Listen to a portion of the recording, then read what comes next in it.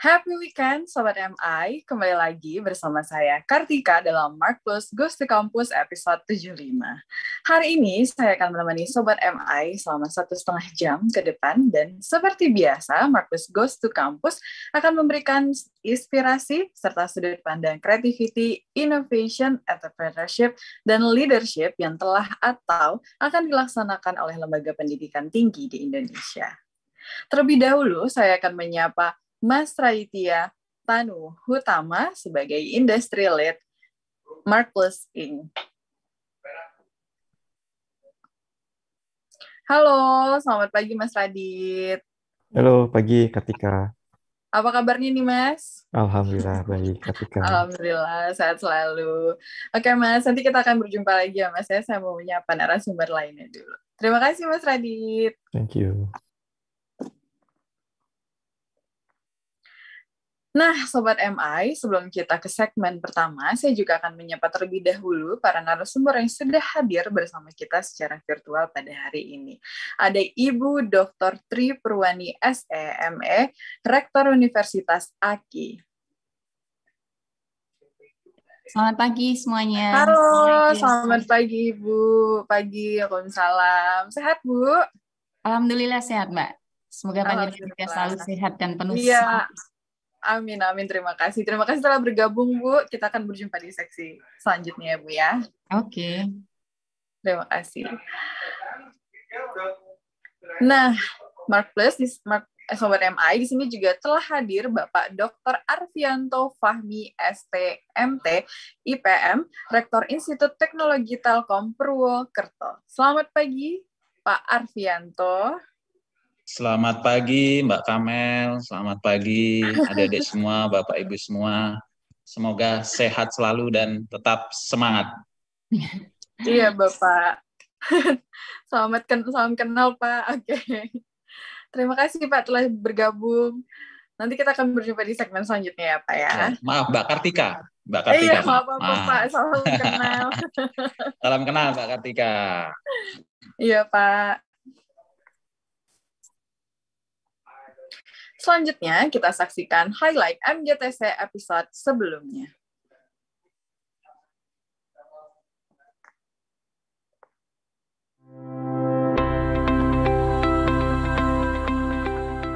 Tapi yang memang paling impactful itu adalah yang architectural ya. Jadi kita bisa bikin personalized medicine misalnya, digital imaging itu sesuatu yang memang sangat mengubah tata kompetisi juga ya. Terus kemudian internet search.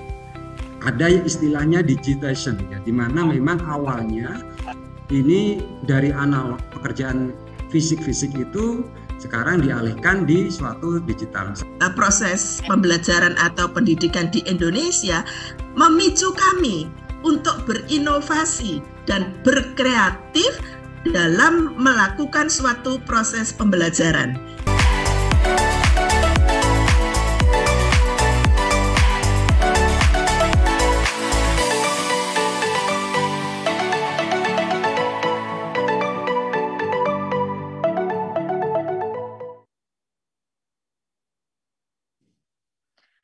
Oke Sobat MI, sebelum kita berbincang dengan para narasumber kita hari ini, Mas Raditya akan memaparkan konsep entrepreneurial marketing. Kepada Mas Radit, kami persilahkan. Baik, terima kasih Mbak Kartika. Saya mohon izin Bu Tri, Pak Arfi akan sharing terlebih dahulu ya. Baik, Sobat MI, selamat pagi. Assalamualaikum warahmatullahi wabarakatuh. Salam sejahtera bagi kita semua. Pada kesempatan kali ini saya akan sharing sebuah topik terkait dengan educating the next generation leader gitu ya. Kenapa saya membawakan topik ini? Karena saat ini metode pembelajaran atau learning itu sangat dynamic gitu ya, baik di dunia akademik ataupun di dunia kerja gitu. Di dunia akademik kita sudah semakin familiar ya dengan istilah Merdeka Belajar, di mana teman-teman mahasiswa punya lebih kebebasan untuk memilih mata pelajaran ataupun mata kuliah di luar program studinya ataupun di kampus lain.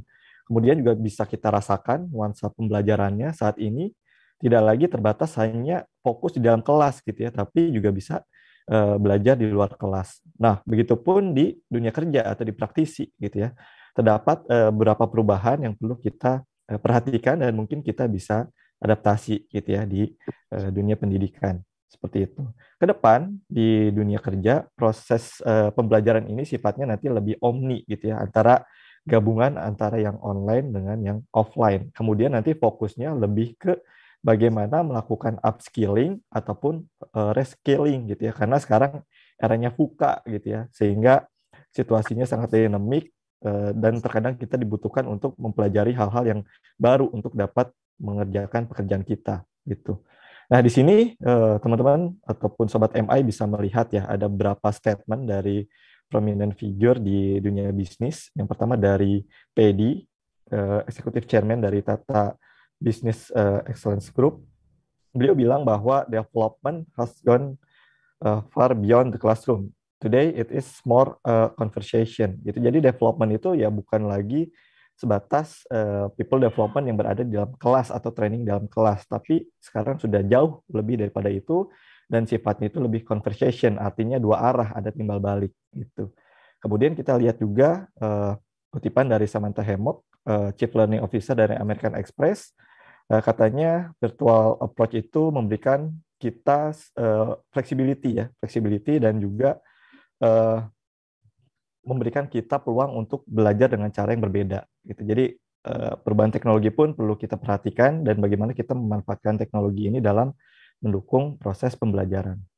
Kemudian yang selanjutnya ini dari Nick Van Dam, beliau adalah ex-nya McKinsey. Katanya ada opportunity yang sangat besar untuk merubah workplace itu menjadi learning place gitu. Karena tadi ya situasinya semakin dynamic sehingga perusahaan pun ya harus adaptif dan agile terhadap perubahan-perubahan yang ada sehingga harus terus belajar. Itu kenapa tempat kerja itu sebenarnya bisa kita jadikan juga sebagai learning place, tempat di mana orang-orang yang ada di dalamnya melakukan upskilling ataupun reskilling gitu. Nah, dari situ kita bisa lihat ya sebenarnya tren ke depan learning proses itu ada 4 karakteristiknya.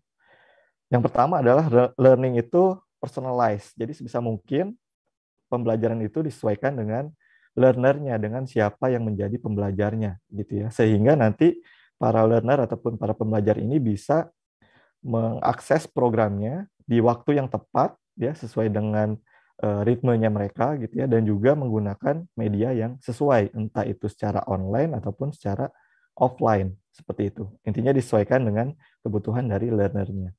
Kemudian yang kedua adalah learning itu contextualized. Jadi sebisa mungkin apa yang kita deliver itu ya memang relevan sesuai dengan apa yang menjadi kebutuhan dari learner-nya gitu. Karena learner itu ataupun training partisipan itu akan mendapatkan value yang paling optimal ketika apa yang mereka pelajari itu ya sesuai ya konteksnya dengan apa yang mereka hadapi di actual environment mereka ya, terkait dengan knowledge-nya, skills-nya ataupun attitude-nya gitu.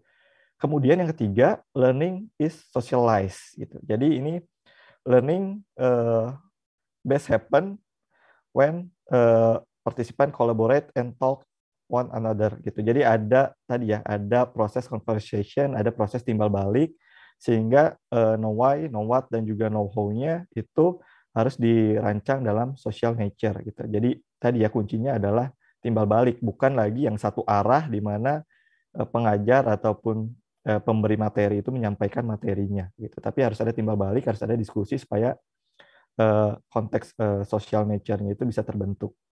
Kemudian yang terakhir, learning is track gitu. Nah, ini pun penting untuk diperhatikan bahwa proses pembelajaran itu kuncinya adalah transparan sehingga kita bisa monitor, learner itu bisa monitor progresnya seperti apa dan nanti bisa menentukan kira-kira evaluasinya seperti apa. Dari situ kita bisa menentukan next action-nya atau plan selanjutnya untuk mengimprove apa yang sudah dilakukan akan seperti apa. Gitu. Jadi ada 4 hal karakteristik dari proses pembelajaran yang perlu diperhatikan ke depannya. Nah, selanjutnya ini pendetailan ya dari masing-masing tahapan. Dimulai dari yang learning is personalized. Untuk membuat learning yang personalized, kita bisa mapping sebenarnya Bapak, Ibu, dan Sobat MI dari fase kehidupan seorang gitu ya, dari mulai educational life, professional life, ataupun sampai nanti entrepreneurial life-nya. Educational life kita bisa bagi juga gitu ya, ada yang mulai dari junior ataupun senior high school, kemudian nanti university ataupun vocation, Begitupun yang profesional ya, dimulai dari level staff atau entry level sampai nanti di posisi terakhir di mana dia berada pada saat meninggalkan perusahaannya gitu. Atau ke entrepreneurial life di mana kita bisa memutuskan sendiri akan melakukan apa ataupun kita memutuskan akan melakukan apa setelah kita pensiun dari pekerjaan kita gitu. Nah, masing-masing tahapan atau fase ini memiliki anxieties and desires-nya masing-masing gitu ya, dan berbeda gitu. Ambil contoh untuk yang educational life, di fase ini mungkin apa yang menjadi kebutuhan learner adalah bagaimana caranya mereka ingin menjadi mahasiswa ataupun siswa yang stand out gitu ya, yang keluar dari kerumunan sehingga ketika mereka lulus mereka dicari oleh perusahaan gitu ya, ataupun mereka ingin memiliki komunikasi yang baik, soft skill yang baik yang menunjang mereka nanti ketika lulus dari kampus seperti itu. Beda halnya dengan yang professional life. Anxieties and desires-nya lebih ke bagaimana mereka ingin menjadi lebih produktif, bagaimana mereka ingin di-respect oleh anggota timnya, bagaimana mereka ingin dipromosi, dan seterusnya. Begitupun yang entrepreneurial gitu ya. Ada yang masih bingung gitu ketika sudah selesai bekerja, ketika masuk di masa pensiun, bingung akan melakukan apa. Sebenarnya banyak opsinya. Apakah melakukan investasi, apakah menjadi dosen misalkan, ataukah nanti memiliki karir yang kedua gitu. Sehingga dari anxieties and desires ini kita bisa memetakan ya kira-kira learning programnya ataupun people development programnya seperti apa, dan itu kita sesuaikan dengan apa yang menjadi anxieties and desires di masing-masing fase ini gitu. Makanya nanti programnya akan sangat berbeda ya tipikalnya antara untuk yang educational life, professional life maupun yang entrepreneurial life seperti itu. Selanjutnya, yang kedua adalah learning is contextualized. Jadi bagaimana membuat learning ini menjadi relevan. Ada 4 hal yang perlu kita lakukan untuk membuat learning itu menjadi lebih contextualized. Yang pertama adalah membuat learner itu tertarik gitu ya untuk mengikuti proses pembelajarannya gitu.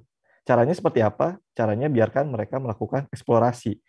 Ada 3 hal yang bisa dilakukan, misalkan melalui self-assessment, di mana mereka mengeksplorasi apa yang menjadi kekuatan dan kelemahan dirinya gitu ya. Bisa juga nanti dalam bentuk konsep ataupun case study reading gitu ya. Mereka diberikan semacam bahan bacaan yang itu nanti relate dengan topik yang akan mereka pelajari.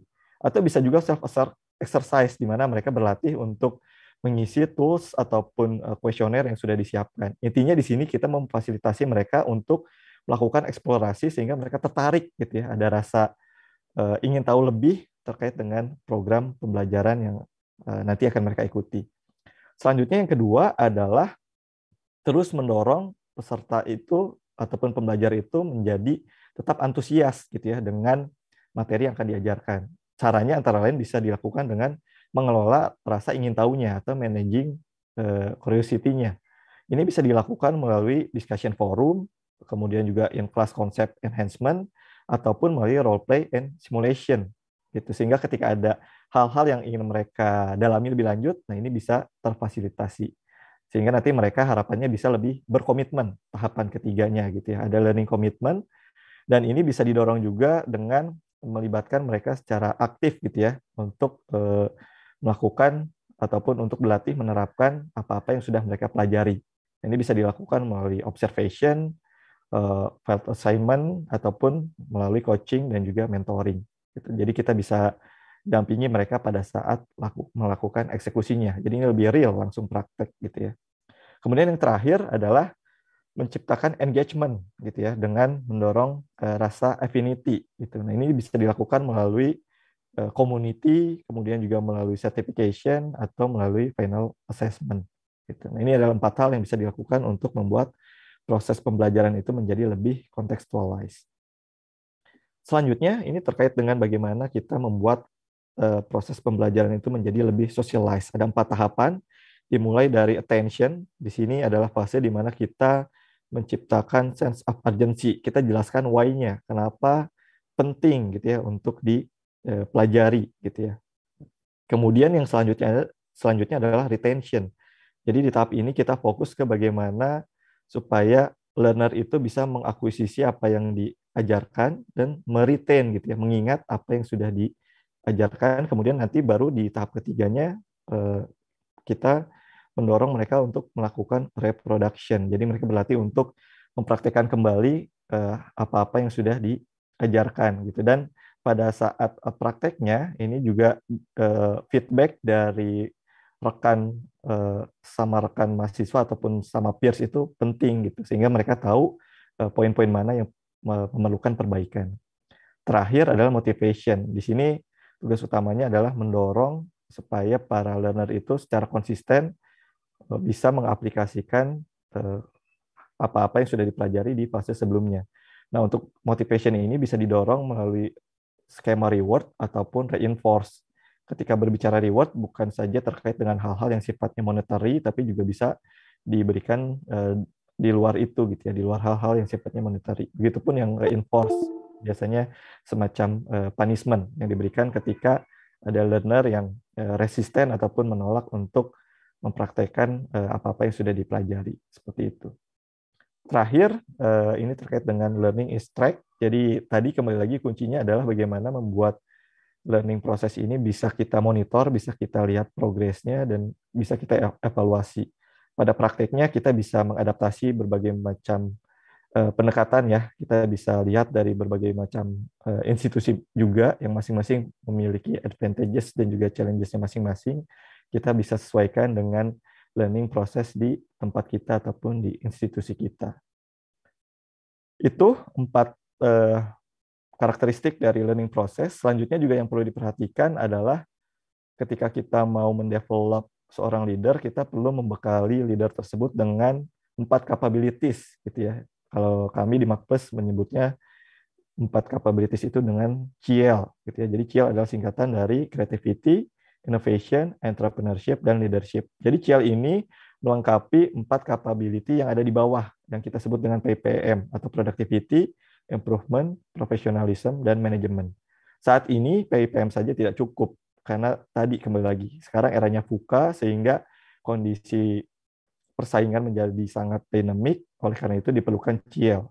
Dimulai dari C-nya ya, Creativity, di sini perlu dibekali cara berpikir secara kreatif, melalui berpikir secara divergent maupun berpikir secara convergent, sehingga nanti ada tahapan-tahapan dari berpikir untuk melakukan idea exploration sampai nanti melakukan validasi ataupun prioritisasi ide gitu. Kemudian yang kedua adalah innovation. Ini juga kapabilitas yang penting untuk dimiliki. Jadi innovation ini kuncinya adalah bagaimana kita memberikan solusi gitu ya ke stakeholder kita. Gitu. Jadi inovasi ini kuncinya adalah solusi, seberapa mampu kita memberikan solusi terhadap permasalahan yang ada di stakeholder kita. Kriterianya ada 3.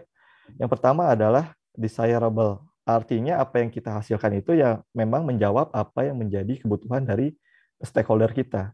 Kemudian yang kedua adalah visible. Artinya idenya ini, inovasinya ini bisa dieksekusi karena kita sudah memperhitungkan aspek sumber daya yang kita miliki gitu ya. Kita mampu mengeksekusinya.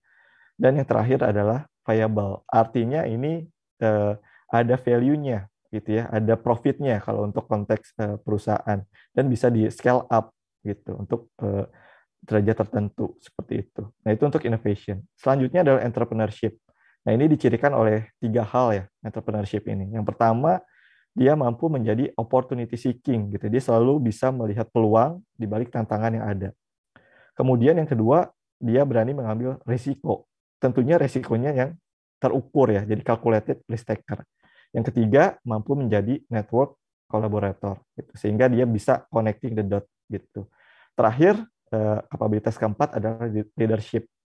Di sini lebih berbicara terkait dengan kepemimpinan dengan menggunakan values ya, atau nilai-nilai. Jadi bagaimana menggerakkan anggota tim sesuai dengan values-values yang dimiliki oleh institusi ataupun perusahaan.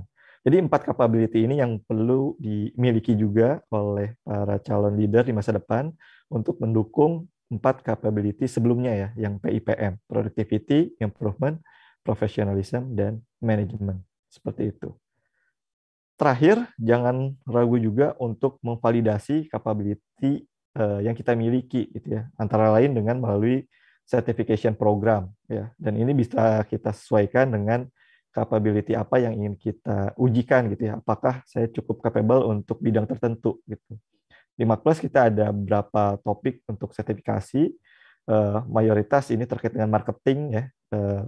Jadi terkait dengan brand, sales, service, dan juga digital. Nah, ini pun kita bedakan levelnya, ada yang untuk level basic, intermediate, sampai advance. Nah, kita bisa validasi sejauh apa kita kompeten di bidang kita, sehingga kita siap bersaing dan tetap relevan dengan perubahan-perubahan yang terjadi. Seperti itu.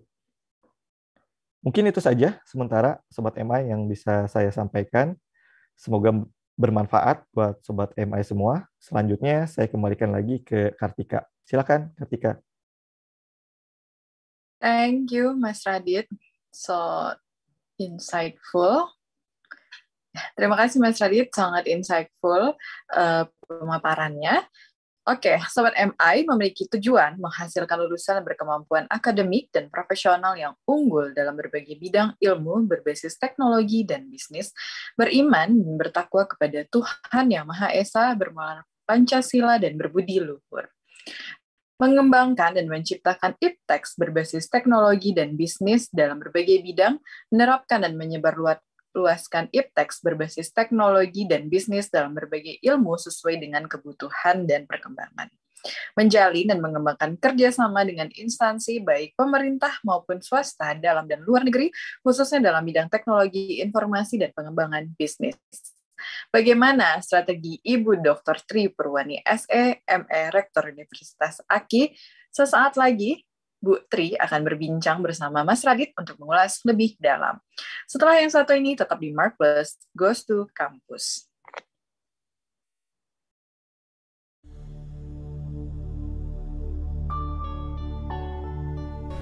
Indonesia, negara kepulauan terbesar di dunia dengan lebih dari 17.000 pulau. Terdiri dari 261 juta orang. Negara tropis dengan berbagai ras, suku, dan budaya. Negara dengan anugerah kekayaan alam melimpah dan indah menjadikan Indonesia menjadi salah satu destinasi pariwisata yang wajib dikunjungi. Toleransi dan keagamaan yang kuat menjadikan Indonesia nyaman dan aman bagi wisatawan lokal dan asing. Semarang, ibu kota Jawa Tengah yang memiliki keunggulan wisata kota lama, terkenal akan kuliner khas dan keramahan penduduknya. Selain itu, Semarang memiliki wisata religi yang bersejarah seperti Gereja Belenduk, Kelenteng Sampokong, Masjid Agung Jawa Tengah, dan bangunan bersejarah lainnya. Berlokasi di Jalan Imam Bonjol, Universitas AKI mudah dijangkau dengan transportasi umum, pasar, dekat dengan pusat perbelanjaan, dan komplek perkantoran yang menciptakan lingkungan yang nyaman untuk kegiatan belajar dan mengajar. Selama lebih dari 23 tahun mengabdi, Universitas AKI selalu mencetak generasi berprestasi. Melalui pendidikan yang bermutu dan berkarakter, kami mengajak generasi muda membuka wawasan, menajamkan pikiran, untuk masa depan yang lebih baik. Opening mind, shaping the future. Universitas AKI, saatnya berbasis teknologi dan bisnis.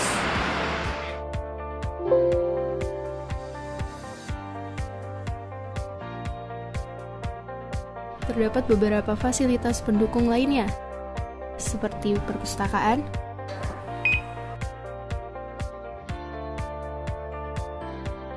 hal yang dapat digunakan untuk kegiatan mahasiswa. Unaki berinovasi sebagai satu-satunya perguruan tinggi di Semarang yang unik dengan menyediakan permainan slide dan pole di dalam gedung. Unaki juga memfasilitasi ruang pertemuan yang dapat digunakan untuk rapat kemahasiswaan atau pertemuan formal lainnya. Kafe yang dapat digunakan untuk bersosialisasi antar teman, serta tersedia fasilitas Wi-Fi di seluruh area kampus. Unaki memiliki beberapa fakultas dan program studi, antara lain Fakultas Bahasa dan Budaya dengan jurusan Program Sarjana Sastra Inggris, Fakultas Ekonomika dan Bisnis dengan jurusan Program Sarjana Akuntansi, Program Sarjana Manajemen, dan Program Sarjana Perpajakan, Fakultas Teknik dan Informatika, dengan jurusan Program Sarjana Teknik Informatika, Program Sarjana Sistem Informasi, Fakultas Psikologi dengan jurusan Program Sarjana Psikologi. UNAKI memperhatikan bakat dan minat mahasiswa dengan memberikan wadah melalui unit kegiatan mahasiswa sebagai sarana pelatihan dan pengembangan diri mahasiswa dengan bermacam pilihan seperti paduan suara, catur, tenis meja, badminton, futsal, biliar, dan lainnya.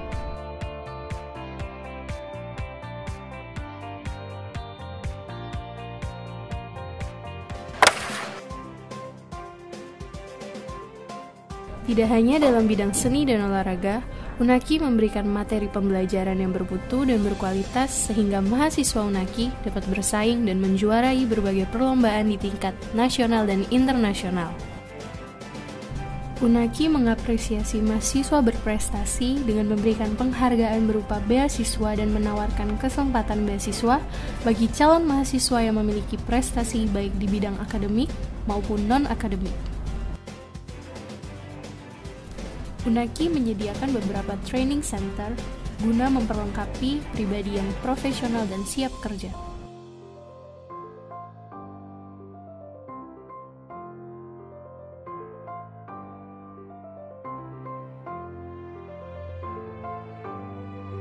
UNAKI dipercaya untuk bekerja sama dengan lembaga nasional dan internasional.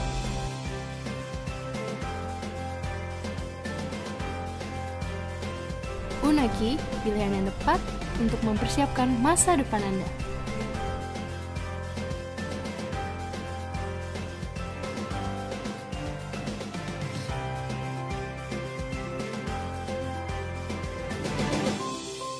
Universitas AKI saatnya berbasis teknologi dan bisnis.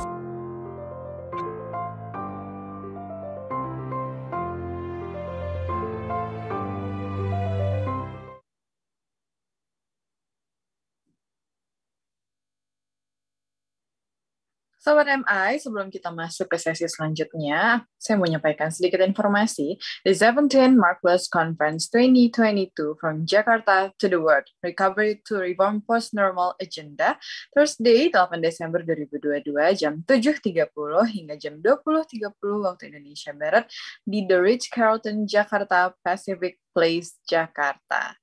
Tiketnya Rp1.500.000, get special price for today untuk lecture di Rp700.000 dan student Rp500.000. Register now, linknya ada sudah di dalam tautan chat yang ada, di kolom chat yang ada ya. Oke deh. Sobat MI, kita langsung saja ke segmen selanjutnya, yaitu perbincang bersama Ibu Dr. Tri Purwani SE, ME, Rektor Universitas AKI yang akan dipimpin langsung oleh Mas Radit. Silakan Mas Radit, kami persilahkan. Terima kasih Kartika. Selamat pagi Bu Tri. Selamat pagi Mas Radit. Ini manggilnya Mas ini. Iya boleh. Sehat, semoga Mas Radit juga sehat. Amin. Baik Bu, sudah siap Bu untuk sharing kepada Sobat MI semua terkait dengan apa yang sudah dilakukan selama 20 tahun ya Bu ya, 23 tahun tadi ya Bu ya? Kita sudah 26 tahun Mas Radit. 26 tahun, baik. Iya, berarti sudah 3 tahun yang lalu itu company profile-nya itu. Oke, baik siap Bu. Silakan Bu.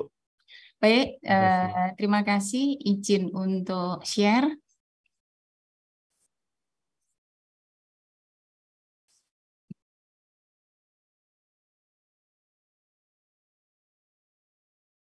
Ya, sudah tampil Mas Radit? Sudah Bu, sudah terlihat. Baik, Assalamualaikum warahmatullahi wabarakatuh. Waalaikumsalam. Untuk kita semua, saya harus menyapa ini dengan Bapak Rektor yang kemarin sore baru ketemu Pak Rektor ya, walaupun secara virtual. Selamat pagi Pak Arpi. Selamat pagi Bu Tri. Salam sehat selalu, sukses selalu. Kemudian selamat pagi juga Mas Radit, juga Mbak Kartika. Dan ini istilah yang keren ini. Selamat pagi untuk Sobat MI yang luar biasa. Salam sehat dan selalu semangat. Nah ini kebetulan di chatting ada yang tanya ini. Sebenarnya kampus UNAKI itu di mana guys? Kampus Unagi itu di Semarang, di Jalan Imam Bonjol 1517. Nah, ke Kota Lama dekat, ke Stasiun Tawang dekat, ke Stasiun Poncol juga dekat. Nah, silahkan sobat-sobat MI ini yang nanti pas di Semarang, silahkan mampir berkunjung ke Unagi. Kalau sudah ketemu seperti ini, walaupun masih secara virtual, mestinya kita sudah ada kedekatan, walaupun di dalam pikiran. Nah, terima kasih saya sampaikan kepada Markplus Institute yang sudah mengundang saya hadir dalam acara Markplus Goes to Campus yang luar biasa ini bersama Bapak Rektor dari Institut Teknologi Telkom Purwokerto. Ini hal yang luar biasa bagi kami. Semoga dalam kegiatan ini kita semua dapat sharing. Baik sharing untuk spirit, sharing pandangan tentang creativity, innovation, entrepreneurship, dan leadership dalam mengembangkan kampus kita menuju kampus yang unggul. Nah, kenapa perguruan tinggi harus unggul? Kita semua tahu bahwa pendidikan itu menjadi pondasi utama dalam kemajuan suatu bangsa. Dan itu kenapa visinya Universitas AKI yaitu menjadi universitas yang unggul, berdaya saing dengan mengedepankan teknologi dan bisnis. Dan tagline kami adalah Universitas AKI saatnya berbasis teknologi dan bisnis. Nah, sebenarnya melalui pendidikan, kita dapat mendukung kebijakan pemerintah untuk mewujudkan Indonesia Emas nanti di tahun 2045, yang berarti usia Indonesia pada saat itu tepat 1 abad setelah merdeka. Nah, kenapa suatu perguruan tinggi dikatakan unggul? Kalau kita menggunakan indikator yang ditetapkan oleh Kemendikbud, universitas, kampus, atau perguruan tinggi dikatakan unggul kalau mendapat peringkat akreditasi unggul. Yang artinya adalah bahwa proses pembelajaran yang dilakukan sudah melampaui SNDikti dan ada internasionalisasi dalam pengelolaannya. Nah, saya berharap sharing ini, apalagi ini juga ada Bapak Rektor, nanti bisa sharing bersama, berkolaborasi bersama ya Pak Rektor ya. Bagaimana membuat universitas kita unggul sehingga bisa mendukung pemerintah menciptakan generasi unggul. Nah, berikutnya, sebentar ini, saya kok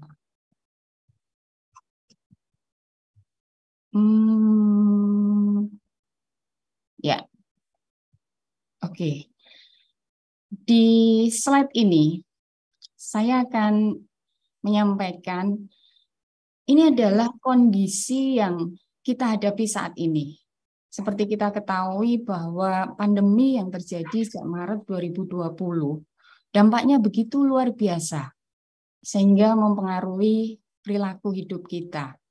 Di satu sisi, pandemi menjadi salah satu sebab runtuhnya beberapa bisnis yang berdampak pada memburuknya perekonomian suatu negara sampai terjadi resesi. Dan Indonesia juga pernah mengalami itu, walaupun saat ini sudah recovery. Namun di satu sisi, kita harus akui bahwa pandemi COVID-19 lah yang mendorong perkembangan teknologi itu maju dengan cepat, maju dengan pesat, sampai akhirnya muncul suatu era yang disebut era disrupsi teknologi yang mengakibatkan perubahan yang sangat fundamental. Sehingga apabila kita tidak bisa secara cepat menyesuaikan, maka akan tergantikan dengan yang baru. Dan itu sudah banyak industri-industri yang walaupun besar terdisrupsi karena tidak cepat merespon perubahan itu.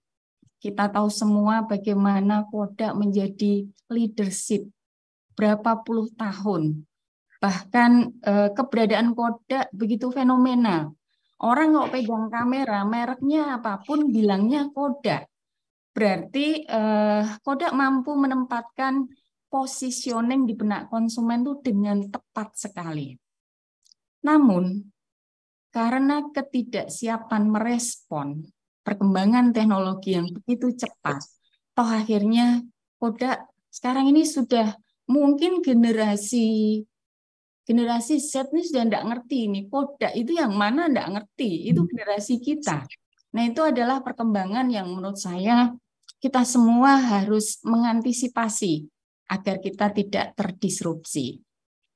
Nah, saat ini kita juga berada di era industri 4.0 yang disebut juga era digital, sekaligus era society 5.0 yang menekankan manusia dalam pengoptimalan teknologi, yaitu artificial intelligence, data science, dan pengolahan big data.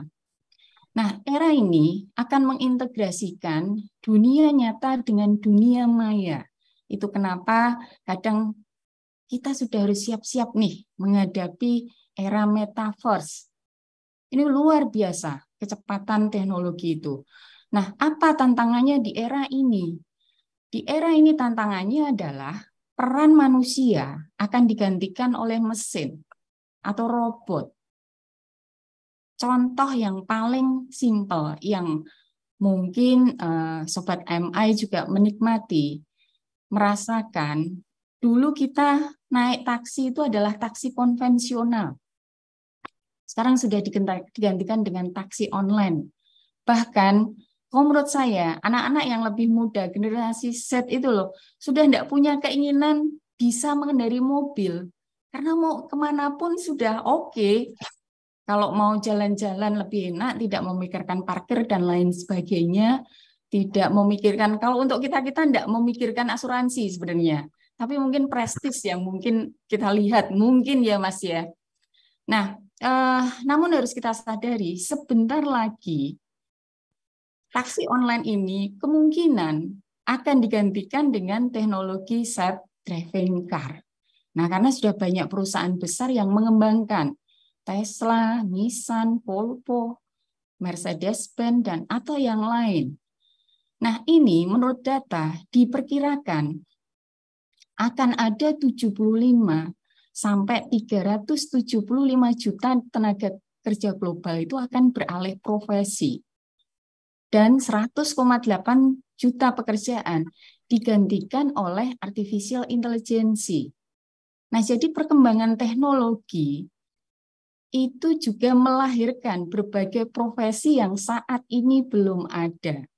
Oleh karena itu, seharusnya Indonesia sudah memikirkan bagaimana meningkatkan kompetensi SDM-nya ini sesuai dengan perkembangan teknologi. Jadi ini sebenarnya adalah tantangan di dunia pendidikan. Nah, berikutnya, ada nggak sih dampak positifnya era revolusi 4.0 bagi Indonesia? Nanti di era industri 4.0 ini diperkirakan akan ada 20 juta pekerjaan yang ada saat ini akan digantikan oleh otomatisasi pada tahun 2030 nanti. Kalau ini 2022 berarti tinggal menghitung 18 tahun lagi. Tapi itu untuk pekerjaan-pekerjaan yang keterampilannya rendah, yang sifatnya pengulangan.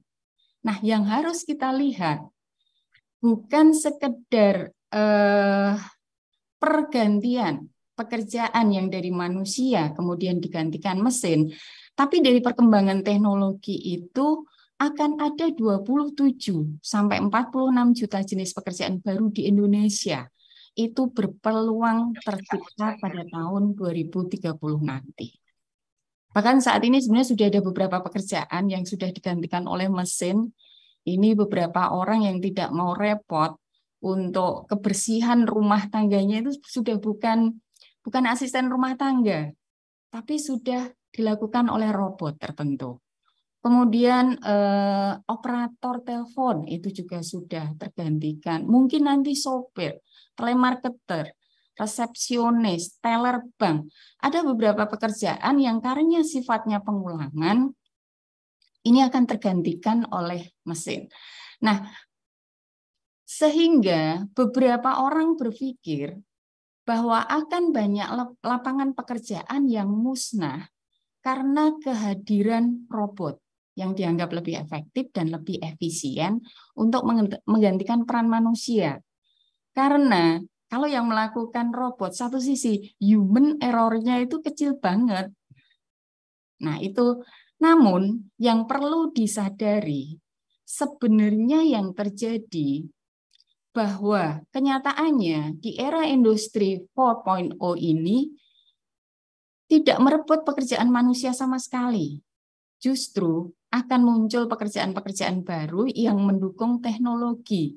Jadi kehadiran artificial intelligence justru akan membantu manusia lebih produktif kalau kita bisa mengelola, serta memastikan proses bisnis berjalan sesuai dengan apa yang kita inginkan. Itu berarti sebenarnya teknologi digital ini akan terus berkembang pesat, pasti itu. Dan berpengaruh di bidang industri. Kalau industri berpengaruh, artinya pendidikan juga berpengaruh. Nah, disinilah sebenarnya peluang bagi beberapa orang yang mau berprofesi di bidang teknologi digital. Kita harus mengikuti benar perkembangannya itu seperti apa. Nah, sekarang bagaimana Indonesia menyikapi ini? Untuk menghadapi era industri 4.0 ini di bidang pendidikan, melalui Kemendikbud sebenarnya sudah mengeluarkan kebijakan yang mendukung era ini. Diharapkan semua perguruan tinggi di Indonesia nanti mampu menciptakan karakter unggul, budaya akademik kolaboratif dan kompetitif. Itu harapan pemerintah. Nah, melalui apa? Yang pertama adalah Merdeka dalam belajar. Dengan kebijakan Merdeka Belajar Kampus Merdeka, atau ini mahasiswa ini sobat-sobat MA ini banyak juga ini karena ini sebenarnya lingkungan akademisi pindah di room ini gitu ya Mas Radit ya. Jadi program MBKM ini mahasiswa itu punya hak belajar 1 semester di luar program studi dan 2 semester di luar kampus. Tujuannya apa? Untuk memberikan kesempatan kepada mahasiswa untuk mengembangkan kreativitasnya, mengembangkan leadership-nya maupun entrepreneurship dan inovatifnya. Karena program Merdeka Belajar ini hampir setiap tahun kok ditambah, nggak ngerti nanti tahun depan itu apakah ada tambahan lagi. Karena yang terakhir kemarin itu ada program Wirausaha Merdeka. Jadi pemerintah itu juga melihat bahwa entrepreneur di suatu bangsa itu pengaruhnya gede banget untuk perekonomian suatu bangsa. Nah, berikutnya bisa melalui dari pengembangan kepemimpinan. Nah, ini sebenarnya mahasiswa. Saya kalau mengajar di kelas selalu sampaikan bahwa keberhasilan kalian nanti tidak hanya sekedar melihat IPK kalian tinggi, tapi soft skill-nya itu yang harus diasah. Itu kenapa saya selalu sampaikan ke mahasiswa, ikutlah unit kegiatan mahasiswa yang sesuai bakat dan minatnya. Karena mereka akan belajar leadership-nya. Entah menjadi pengurus, entah menjadi ikut di kepanitiaan, itu semua akan mengasah leadership mahasiswa. Bagaimana mengambil keputusan, bagaimana bekerja sama dengan orang lain, bagaimana menggerakkan timnya, itu bisa diasah di sini. Nah, kemudian bisa melalui pendampingan dosen. Mungkin tahun 90-an, itu proses perkuliahan dengan sekarang ini sudah beda banget. Kok dulu misalnya saat saya kuliah ambil S1, begitu duduk, dosennya masih pakai transparansi, wah nanti berlembar-lembar seperti itu. Nah, peran dosen sekarang ini sudah jauh mengalami perubahan. Dosen itu harus bisa menjadi penggerak. Jadi dosen itu harus dapat menjadi fasilitator di pembelajaran mahasiswanya secara independen. Jadi kayak semacam kasus-kasus. dengan diberikan kasus-kasus, mahasiswa diarahkan bagaimana mencari pemecahannya, tapi dosen tetap sebagai fasilitator. Nah, oleh karena itu, sebaiknya di kampus, dosen harus melibatkan mahasiswa dalam proyek-proyek dosen.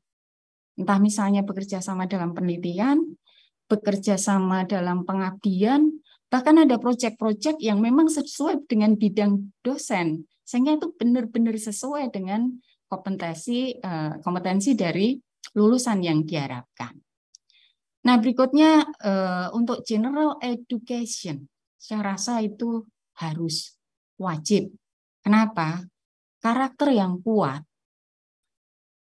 walaupun karakter yang kuat itu diimbangi dengan kecerdasan, akan menghasilkan sesuatu yang bermanfaat. Tapi apa yang terjadi kalau kita hanya fokus pada kecerdasan, sementara karakter terabaikan? Nah, ini yang menurut saya generasi muda ini nanti selain teknologi diikuti, kemudian pengetahuan diasah, tapi karakter yang harus ada. Nah, kemudian yang berikutnya adalah mindset seorang entrepreneur. Tadi Mas Radit juga sudah menyinggung bahwa sebenarnya entrepreneurship itu ada 3 poin. Nah, itu yang harus dibangun. Seorang muda dengan semangat yang masih tinggi harus mempunyai semangat pantang menyerah sampai keberhasilan itu ada. Dan yang berikutnya adalah pembelajaran sepanjang hayat. Ini juga yang harus dipahami semua mahasiswa. Bahwa belajar itu tidak hanya sampai sarjana, tidak hanya sampai magister, tidak hanya sampai doktor, atau bahkan profesor.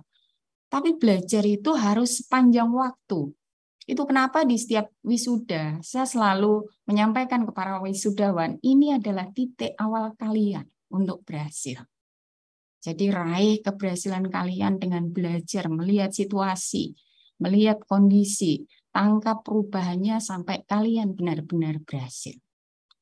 Nah, sama Mas Radit, saya akan sharing sedikit karena Mas Radit yang banyak. Saya sedikit tentang kehidupan di kampus. Karena kita bekerjanya di kampus, itulah lingkungan kita sehari-hari. Nah, bagaimana konsep CIEL dalam perguruan tinggi yang harapannya itu nanti mampu mewujudkan kampus unggul. Nah, kalau dilihat dari creativity, dengan proses pendidikan, kalau kita selalu memikirkan cara-cara baru sesuai dengan perkembangan teknologi, itu sangat mendukung untuk pengembangan suatu perguruan tinggi. Dan saat pandemi, padahal saat pandemi itu semua orang harus di rumah. Semua harus menjaga jarak. Sehingga bagaimana ini kita ke kampusnya? Nah, oleh karena itu kita perlu memikirkan cara yang tepat sesuai dengan kondisi saat itu. Hal yang pertama yang kami pikirkan adalah bagaimana proses PMB-nya. Proses penerimaan mahasiswa baru selalu diawali dengan registrasi ke kampus. Terus kemudian harus seleksi dilakukan di kampus. Hasil seleksi disampaikan di kampus. Gimana caranya kalau orang tidak bisa keluar dengan semaunya? Belum proses pembelajarannya. Saat itu ada ketentuan bahwa tatap muka harus 16 kali agar mutunya terjaga. Nah, gimana? Sekali aja bahaya, apalagi sampai 16 kali. Kemudian, pengambilan keputusan harus bagaimana? Terus kemudian untuk melakukan tridharma, penelitian, pengabdian, dosen-dosen harus seperti apa? Wisuda yang harus jadi itu hak mahasiswa di wisuda agar segera bekerja. Itu adalah hal-hal yang sebenarnya itu tantangan, tapi kita harus berpikir bagaimana cara menyelesaikan masalah itu. Nah, muncullah innovation.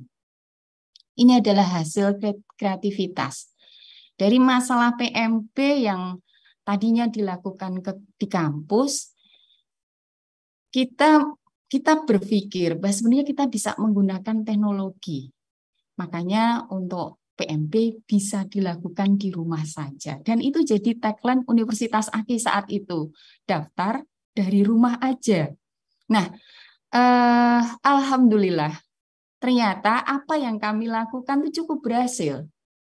Dampaknya PMP sejak pandemi sampai saat ini, persentase peningkatan setiap tahunnya itu semakin tinggi. Itu artinya, tadinya kita harus menemukan inovasi untuk menyelesaikan masalah. Tapi saat ini sudah tidak, walaupun tidak pandemi pun, proses PMP itu mahasiswa boleh pilih. Boleh ke kampus, boleh dengan secara online. Kemudian proses pembelajaran, kita dipaksa menemukan LMS yang sesuai agar mutunya tetap terjaga. Dosen yang tadinya nggak ngerti buat video itu kayak apa, harus belajar membuat video. Karena kalau melakukan misalnya dengan Zoom aja, tidak ada kreatif dari dosen, mahasiswanya bosen. Nah, hal-hal itu, inovasi-inovasi itu menurut saya ini harus dilakukan di perguruan tinggi.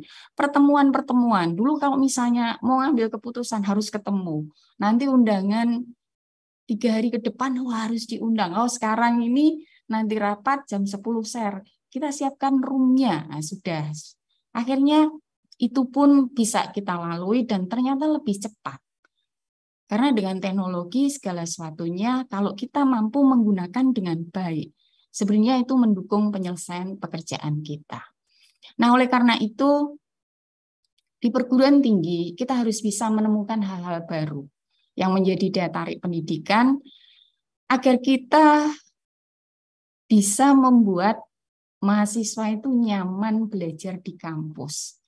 Nah, kenyamanan belajar di kampus ini saya rasa akan meningkatkan kreativitas mahasiswa, sehingga prestasi-prestasi semoga bisa diukir di kampus kita. Ada pembelajaran yang tadinya harus dilakukan di kelas pun, sebelum pandemi kita harus melakukan outing kelas. Nah, jadi kreativitas dalam pembelajaran ini diharapkan nanti mampu mendukung menuju universitas yang unggul. Nah, kemudian kreativitas dan inovasi yang ada ini perlu dibarengi dengan entrepreneurship, yaitu kemampuan melihat peluang, menghadapi tantangan. Tidak semua tahan, tidak semua orang tuh mau menghadapi tantangan. Nah, itu keberanian itu yang hanya dimiliki orang-orang yang mempunyai jiwa entrepreneurship. Nah, berikutnya harus mampu berkolaborasi. Sekarang ini kalau perguruan tinggi mau maju, kita harus berkolaborasi dengan institusi, dengan industri, dengan masyarakat. Dengan begitu kita bisa saling melengkapi. Nah, dunia pendidikan di Indonesia ini akan maju pesat kalau mampu menciptakan link and match dengan industri. Kenapa? Karena lulusan yang kita hasilkan harus sesuai dengan kebutuhan industri yang ada. Dari program MBKM, terutama program MSIB, itu bisa menjadi jembatan untuk link and match dengan dunia industri. Kemudian program Wirausaha Merdeka itu dapat dijadikan penggerak mahasiswa untuk mengasah jiwa wirausahanya. Di kampus juga perlu ada inkubator bisnis, sehingga itu bisa jadi tempat belajar mahasiswa. Walaupun mata kuliah kewirausahaan, karena kita berbasis teknologi dan bisnis, ada di semua program studi. Nah, ini beberapa hal yang bisa kami lakukan yang membuat kita itu harus terus berpikir, berinovasi, sehingga pendidikan yang diselenggarakan itu memang sesuai dengan kebutuhan perkembangan teknologi. Dan yang terakhir adalah leadership. Ini adalah kemampuan mengarahkan agar semua proses yang kita lakukan itu searah dengan visi yang kita tetapkan. Itu kenapa perguruan tinggi harus punya rencana induk pengembangan yang di breakdown ke dalam rencana strategis. breakdown lagi menjadi rencana operasional yang harus adaptif terhadap perkembangan teknologi. Nah, selain itu, untuk menjamin keseluruhan proses itu, kita perlu penjaminan mutu dari proses pendidikan untuk memastikan bahwa mutu itu terjaga. Nah, ini leadership yang seperti ini dari bawah ke atas itu yang membuat arahnya itu pasti satu visi. Kalau sudah satu visi, itu lebih enak untuk mengontrolnya. Nah, mungkin ini sebagai closing statement saya saja, bagaimana membangun kekuatan menuju kampus yang unggul yang dilakukan Universitas AKI itu, pertama, perguruan tinggi itu harus responsif terhadap perubahan yang terjadi, terutama akibat perkembangan teknologi yang sangat cepat. Karena perkembangan teknologi ini sekali lagi sangat berdampak kepada dunia industri yang menjadi tempat lulusan kita berkarya. Nah, dengan demikian skill lulusan kita harus sesuai dengan kebutuhan dunia industri. Nah, kecepatan merespon perubahan ini harus diimplementasikan mulai dari apa? Dari penetapan kurikulumnya. Karena kalau kurikulumnya tidak sesuai dengan kebutuhan dunia industri, berarti selama 4 tahun proses kita itu tidak maksimal, tidak optimal. Nah, nanti kalau kurikulumnya sudah di-setting demikian, maka proses pendidikannya yang harus disesuaikan dengan perkembangan teknologi. Sehingga itu kenapa indikator kinerja utama itu selalu dilihat di setiap kebijakan yang diambil oleh universitas. Nah, yang kedua adalah perguruan tinggi harus mampu membangun budaya mutunya. Jadi kalau dulu untuk menjamin mengembangkan mutu itu dipaksa. Karena susah itu merubah cara berpikir itu susah, dipaksa. Setelah dipaksa, kemudian dibiasakan. Nah, setelah biasa itu, maka akhirnya jadi budaya. Apa enaknya kalau misalnya budaya mutu itu sudah terbangun di universitas? Karena dengan begitu, masing-masing itu sudah punya set manajemen yang bagus.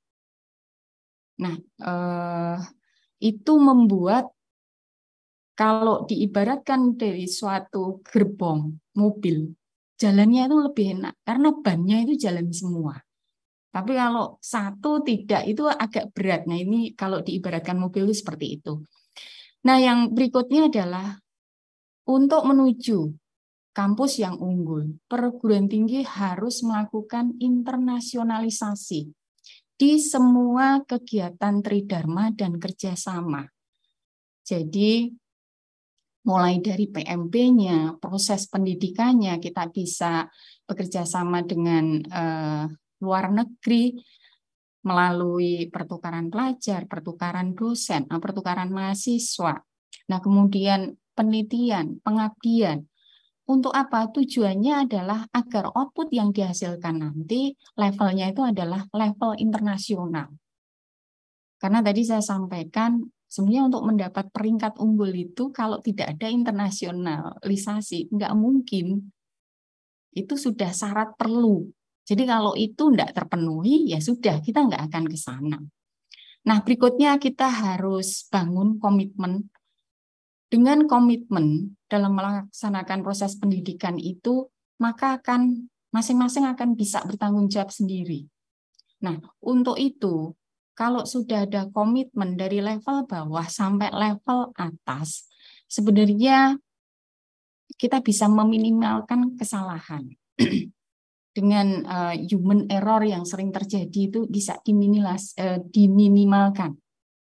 Karena kalau tidak ada tanggung jawab, berarti dia akan bekerja seenaknya, sesuai kemauannya. Padahal kemauannya kampus itu tidak kayak gitu. Kemauan universitas itu ada standarnya. Nah, ini butuh komitmen bersama. Dan yang terakhir, Sobat MI, trust.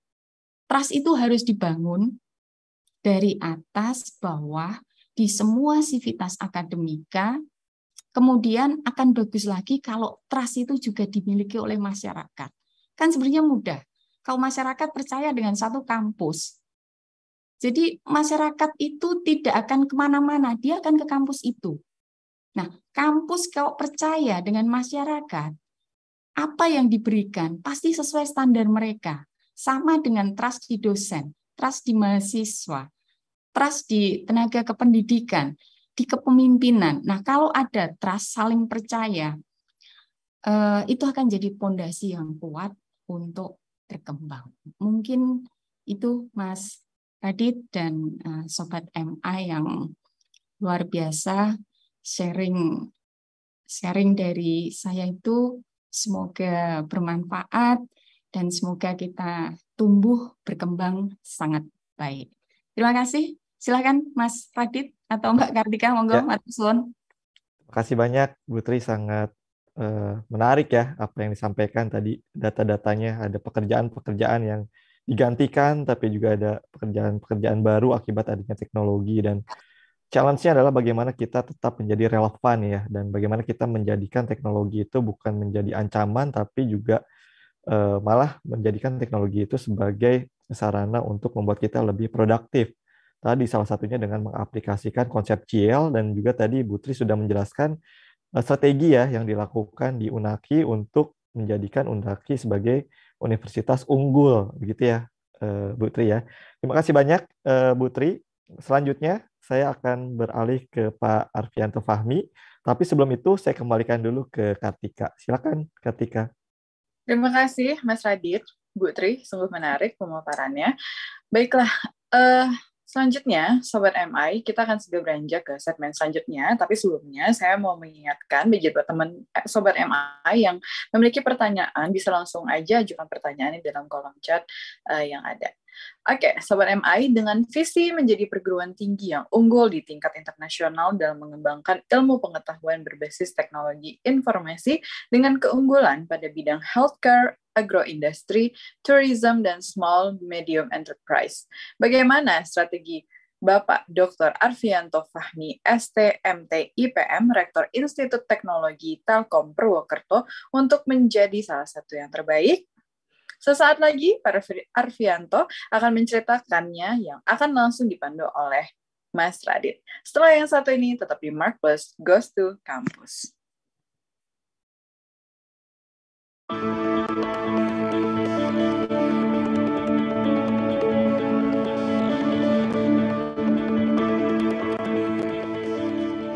Purwokerto, kota pelajar yang memiliki multicultural. Setiap tahun 2 juta wisatawan datang untuk berkunjung. Destinasi wisata terus berkembang dan muncul. Keindahan alam merupakan potensi dan daya dukung. Tumbuh sebagai kawasan kota, Purwokerto menjadi kota strategis. Pembangunan sarana transportasi mendekatkan kota ini dengan kota-kota besar di Indonesia. Dukungan tenaga ahli teknologi informasi merupakan modal Purwokerto menuju Smart City. Awal tahun 2002, berdiri Akademi Teknik Telekomunikasi Akatel Sandi Putra Purwokerto. Berbasis Information and Communication Technology, tahun 2012, institusi pendidikan ini menaikkan menjadi Sekolah Tinggi Teknologi Telematika Telkom.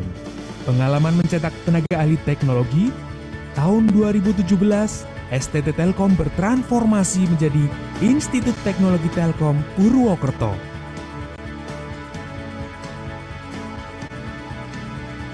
Saya sangat beruntung kuliah di ITTP Purwokerto karena di sini saya tidak hanya diajarkan tentang telekomunikasi, tapi saya juga diajarkan tentang soft skill yang dimana akan menunjang karir saya setelah lulus nanti dari sini.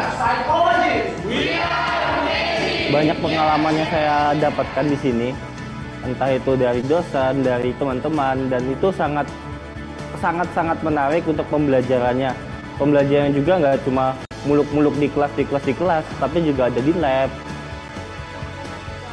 Berbicara mengenai kualitas dari metode pembelajaran yang diterapkan Institut Teknologi Telkom Purwokerto, memiliki keunggulan yang cukup luar biasa. Salah satu keunggulannya adalah dengan menggunakan pembelajaran blended learning dan juga collaborative learning, di mana dosen dan juga mahasiswa dapat berinteraksi secara langsung dengan objek pembelajaran yang diterapkan oleh kampus. Metode pembelajaran yang diterapkan di Institut Teknologi Telkom Purwokerto itu ada yang model klasik, tapi juga kemudian sekarang sudah diterapkan model e-learning. Jadi perpaduan antara model di kelas dengan e-learning. Institut Teknologi Telkom Purwokerto adalah perguruan tinggi yang berorientasi pada masa depan. Secara penjaminan mutu, IT Telkom Purwokerto telah terakreditasi oleh BANPT, yaitu Badan Akreditasi Nasional Perguruan Tinggi, dengan predikat baik sekali.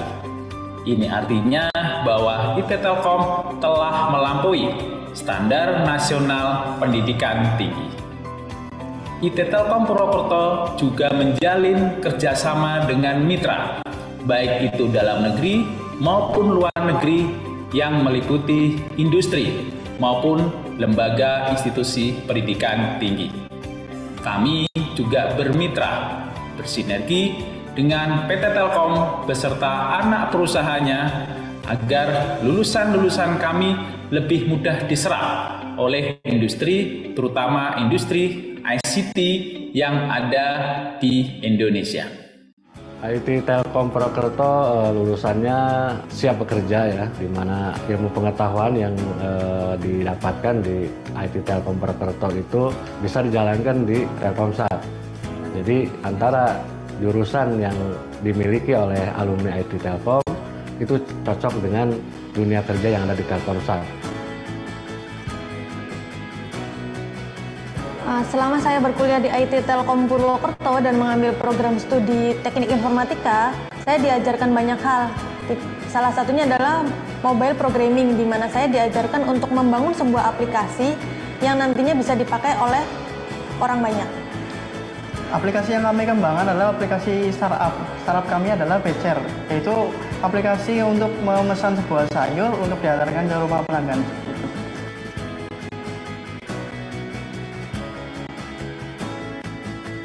IT Telkom, membangun Indonesia, mencetak tenaga ahli terampil dan berwawasan bisnis.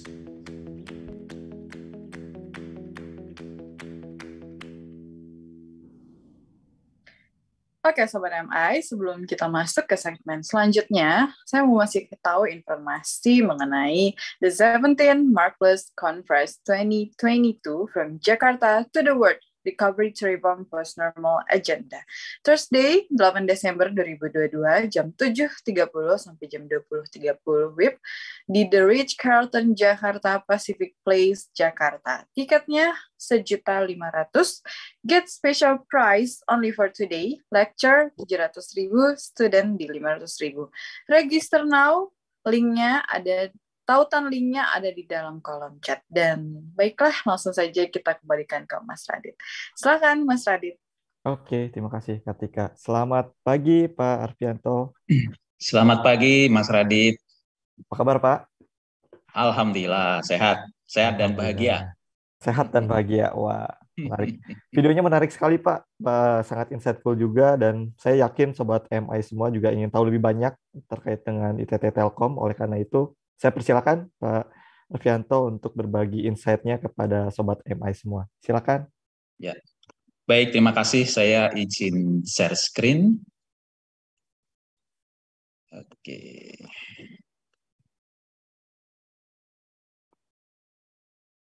Maaf, Mas Radit sudah muncul ya? Sudah muncul, Pak. Baik. Terima kasih. Bismillahirrahmanirrahim. Assalamualaikum warahmatullahi wabarakatuh. Salam sehat semua, salam sejahtera, salam kenal. Ini Mas Radit dan juga Bu Tri. Ya, nanti mungkin Insya Allah kita bisa sharing Bu ya. Saya jalan-jalan ke Semarang atau Bu Tri bisa jalan-jalan juga ke Purwokerto ini, Bu Putri. Siap, Bapak.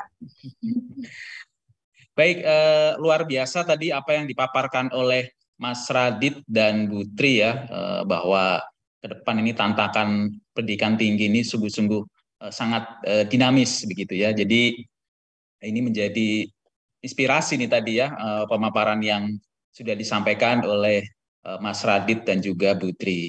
Baik, pada kesempatan ini izinkan mungkin kami lebih ke sharing pengalaman ya di IT Telkom Purwokerto atau disingkat ITTP dalam pengembangan program-program yang terkait dengan inovasi, entrepreneurship, termasuk juga program yang terkait dengan leadership ya.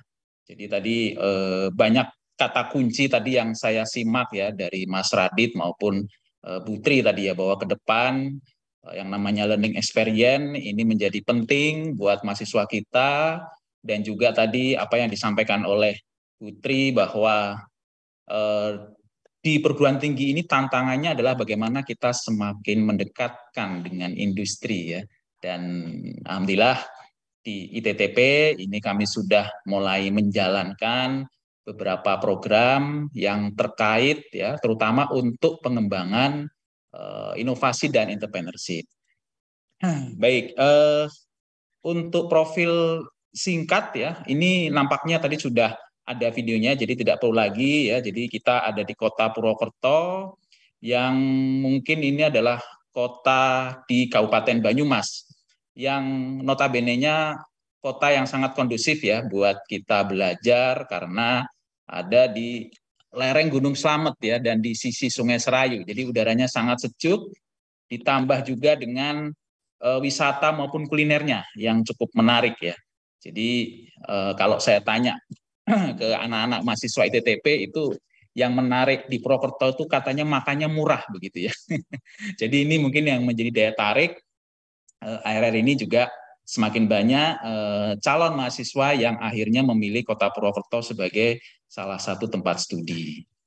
Kemudian mungkin ini tadi juga sudah disampaikan ya, tapi mungkin saya sedikit saja menyampaikan bahwa ITTP ya saat ini memang secara kelembagaan bentuknya itu masih institut ya. Tapi nanti insya Allah kita akan bertransformasi secara kelembagaan di tahun 2024. Kita akan menjadi TELU ya, TELU jadi Telkom University Kampus Purwokerto. Ini melengkapi kakak kita yang ada di Bandung ya, Telkom University, kemudian juga adik kita yang ada di Surabaya, Kampus Telkom Surabaya, maupun adik kita juga yang ada di Jakarta begitu. Nah, ini perkenalan ya. Jadi kami di ITTP ini dibantu ya oleh 3 warek yang hari ini alhamdulillah juga join semua. Ya, jadi Wakil Rektor 1 ini Ibu Dr. Tenia yang menangani akademik dan riset. Dan kebetulan di bidang 1 inilah nanti kita sudah lembagakan suatu unit inovasi yang arahnya adalah tadi ke arah inkubasi. Hasil riset kolaborasi antara dosen, mahasiswa, dan juga DUDI, dunia usaha, dunia industri. Kemudian ada Wakil Rektor 2, Pak Tata Sambada juga alhamdulillah hadir, dan Wakil Rektor 3, bidang kemahasiswaan dan juga pemasaran. Ini juga menjadi kolaborasi ya, karena program MBKM yang diluncurkan oleh Mas Menteri itu betul-betul menuntut kita kolaborasi antar bidang yang tentunya arahnya adalah sama. Bagaimana kita menguatkan kompetensi mahasiswa kita, tidak hanya yang akademis, tapi juga non-akademis. Kemudian berikutnya, ini adalah visi kami, tadi sudah disebutkan. Mungkin penekanannya adalah bahwa kami di ITTP ini fokus pada implementasi maupun pengembangan teknologi informasi dan komunikasi itu pada bidang yang kita sebut sebagai bidang HATS, HATS, yaitu healthcare, agroindustri, tourism, dan ini yang cukup menarik adalah small medium enterprise atau UMKM. Jadi kami mengangkat fokus bidang ini, terutama kita mengelaborasikan dengan kearifan lokal yang ada di sekitar Kabupaten Banyumas. Kita juga sudah perluas sekarang ya, kerjasama tidak hanya di Banyumas saja, tapi juga di selatan Jawa Tengah. Ya, terkenal dengan potensi wisatanya yang luar biasa, kemudian kulinernya, kemudian UMKM begitu ya, karena kita tahu bahwa UMKM ini sedang didorong oleh Pak Presiden ya, Pak Jokowi, bahwa sumber devisa itu sekarang ada di desa. Bagaimana kita membawa UMKM ini untuk scale up, naik level menjadi perusahaan ataupun nantinya bisa menjadi pemberi devisa untuk negara. Begitu. Nah, ini adalah rencana strategis kita jangka panjang yang cita-cita kami sebetulnya nanti di ujung tahun 2043 tentunya kita ingin menjadi entrepreneurial dan innovation hub university. Nah, RIP ini atau rencana induk pengembangan ini kita bagi menjadi beberapa rencana strategis yang kita buat dalam 5 tahunan begitu. Dan fokus kita memang di 2019 sampai 2023 adalah academic university. Tapi ini bukan berarti kita hanya memperkuat di akademik saja. Karena akademik ini kalau kita sambungkan dengan research ya, terutama riset yang sifatnya adalah terapan, maka akan muncullah produk-produk hasil inovasi dari Sivitas Akademika ITTP begitu. Nah, ini profil singkat ya yang ingin saya tekankan di sini. Alhamdulillah 14 prodi yang kami miliki ini sudah cukup lengkap ya. Ada 3 fakultas, Fakultas Teknik Telekomunikasi dan Elektro, Fakultas Informatika, Fakultas Rekayasa Industri dan Desain. Ini ditopang oleh sekitar 175 dosen dan tenaga pendidikan. Jumlah mahasiswa kami ini sampai dengan saat ini itu sekitar 5.000 mahasiswa, di mana 50% atau sekitar 2.500 itu ditopang dari Fakultas Informatika. Kemudian untuk perkembangan mahasiswa baru ini alhamdulillah trennya sangat positif, tumbuh ya. Di tahun 2022 kemarin kita menerima mahasiswa kita untuk angkatan 2022 adalah sebesar 1.283 dari total mahasiswa student body kami sekitar 5.091 mahasiswa. Kemudian ini mengenai kerjasama ya, mungkin fokus saya di sini adalah yang ke internasionalisasi ya. Jadi seperti yang disampaikan oleh Bu Tri tadi bahwa salah satu kunci bagaimana kita bisa bersaing secara global maupun kita menjadi institusi pendidikan yang unggul, salah satu kuncinya adalah internasionalisasi. Dan alhamdulillah di ITTP ini kita sudah jalankan berbagai macam mode internasionalisasi dari mulai student exchange, kemudian internship ya dengan salah satu university yang ada di Korea, kemudian juga kita mengundang international lecturer baik itu dari Jerman, kemudian Taiwan ya, Malaysia, dan ini masih kita teruskan dan alhamdulillah kegiatan ini betul-betul bisa menambah relationship kita ya. Jadi ternyata betul sekali tadi yang disampaikan oleh Bu Tri bahwa untuk menjadi perguruan tinggi yang unggul, kita memang mau tidak mau harus menuju ke arah yang lebih global, begitu. Kemudian ini dari sisi reputasi, alhamdulillah kemarin versi pemeringkatan Webometrik bulan Juli 2022 ini menempatkan ITTP sebagai perguruan tinggi swasta atau institut swasta nomor 1 di Indonesia. Kemudian juga dari pemeringkatan yang lain yaitu WURI, World University with the Real Impact, di mana di sini mengukur bagaimana institusi pendidikan itu memberikan dampak nyata terhadap komunitas. Ini juga alhamdulillah kita mendapatkan peringkat 1 nasional untuk kategori revolusi industri 4.0 dan juga peringkat 2 untuk kategori krisis manajemen. Kemudian di level nasional alhamdulillah kita sudah terakreditasi AIPT, akreditasi institusi perguruan tinggi dengan predikat baik sekali. Dan tahun 2021 akhir kemarin dari LL Dikti wilayah 6 Jawa Tengah, alhamdulillah ITTP dinobatkan sebagai salah satu institut terbaik dalam implementasi Kampus Merdeka. Jadi ketika Kampus Merdeka ini di-launching oleh Mas Menteri pertama kali, kita langsung mengadaptasi kurikulum kita sesuaikan. Dan alhamdulillah banyak program yang sudah kita lakukan dan pada ujungnya kita mendapatkan penghargaan dari LL Dikti wilayah 6. Kemudian ini yang masih baru kemarin tahun 2022 kami juga mendapatkan penghargaan sebagai perguruan tinggi terbaik dalam program kreativitas mahasiswa. menjadi salah satu jumlah ya proposal yang kita kirim itu cukup banyak, dan ternyata ini mendapatkan apresiasi dari kementerian. Kemudian, nah ini profil alumni kita ya, ini tersebar di berbagai macam perusahaan multinasional maupun juga banyak juga yang menjadi seorang entrepreneur begitu. Nah, ini adalah beberapa prestasi mahasiswa kita yang cukup membanggakan dan sudah mulai masuk ke level prestasi yang sifatnya adalah internasional.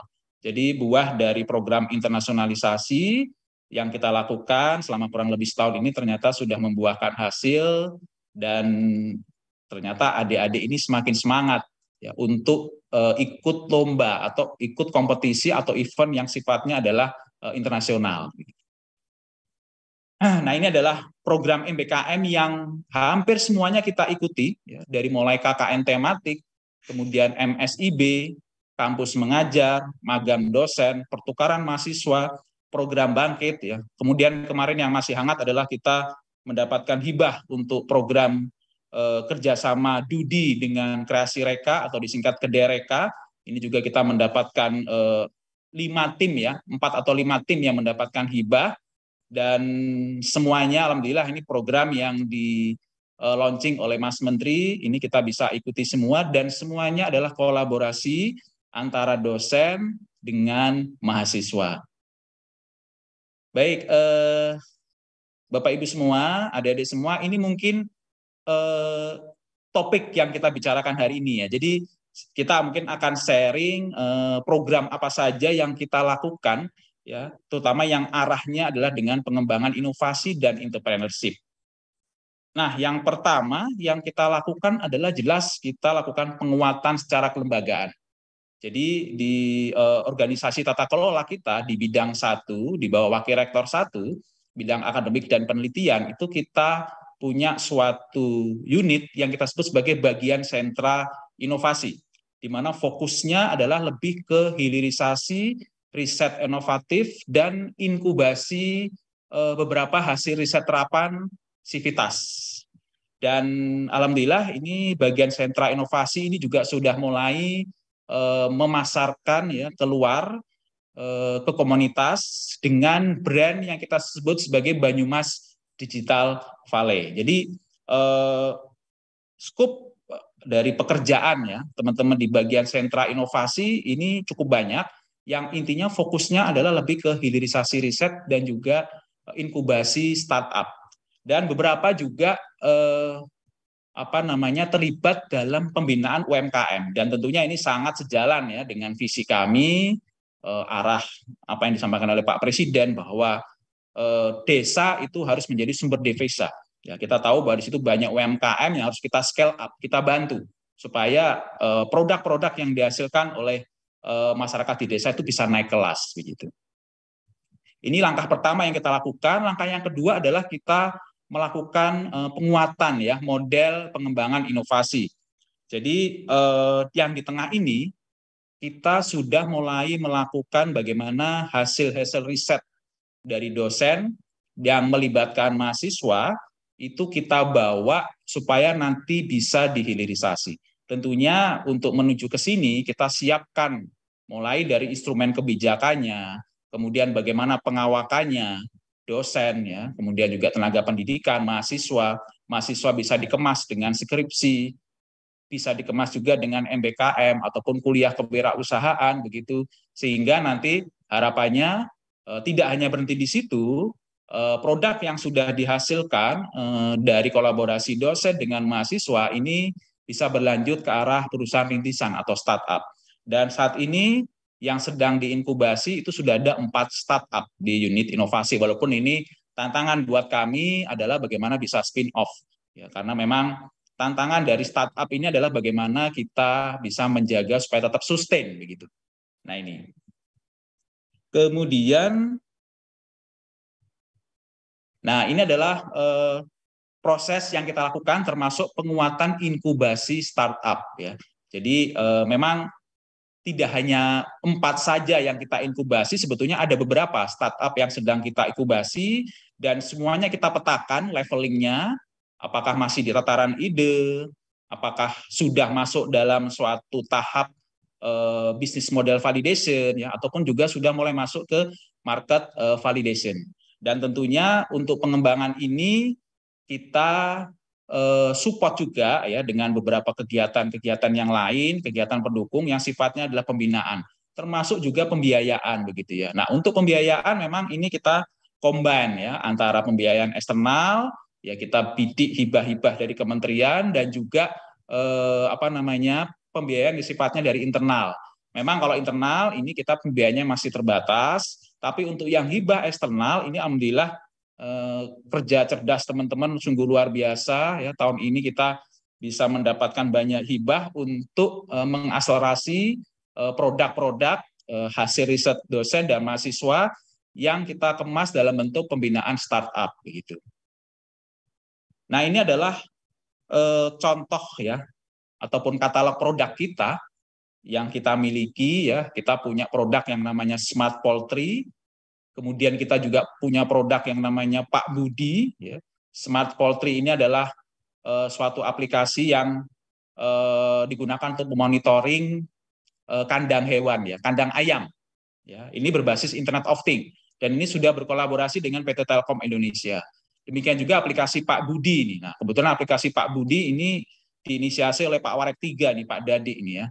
Dan alhamdulillah ini juga sudah mulai banyak digunakan dan kita juga menyiapkan platform marketplace retail untuk UMKM yang kita sebut sebagai Sobat Warung dan alhamdulillah ini juga kemarin mendapatkan hibah dari Kedareka dan sudah digunakan di beberapa kota ya, terutama ini di beberapa kota di sekitar Banyumas dan Kebumen.